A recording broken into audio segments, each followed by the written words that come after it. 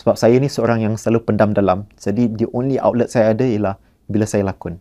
Saya dapat keluarkan semua emosi saya. Hai, saya Norman Ishak, seorang pelakon, dan pada masa lapang saya suka main board games. Impact yang arwah ayah saya ada pada saya ialah impact yang sangat besar, sebab pada usia saya masih kecil lagi, saya memang gemar menonton TV. Saya selalu ikut dia, mana-mana dia pergi saya akan ikut dia. Kerana beliau lah saya dapat projek saya yang pertama. Sebenarnya dia tak pernah paksa atau push pun. Cara dia didik anak-anak semua ada fikiran masing-masing. You do what you want, you do what you love.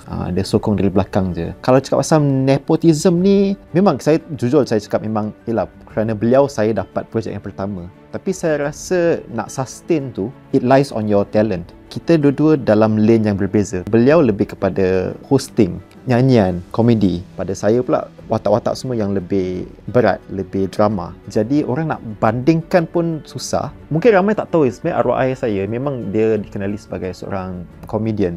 Tapi off-screen, dia bukan seorang yang apa yang kita nampak di TV. Dia seorang yang sangat serius. Even dia punya jokes off-screen pun berbeza dengan on-screen. Saya tahu semua orang cakap, my father's the best father. Hati beliau sangat mulia tau. Di mana orang kadang-kadang take advantage. Pada saya, dia seorang yang sangat penyabar. Kadang-kadang macam, saya tak nak jadi macam dia sebab dia terlalu penyabar. Dan saya tak nak orang pijak kepala lah. I should stand my ground now because he did not. Saya sangat bersyukur atas pengalaman-pengalaman dan memori-memori saya bersama beliau, kerana itulah yang buat saya lebih kuat. Kalau saya seorang diri pun, everyone is against me. If I'm right, I'm gonna stand my ground. Ucapan saya ialah selamat Hari Ayah kepada semua ayah-ayah di luar sana.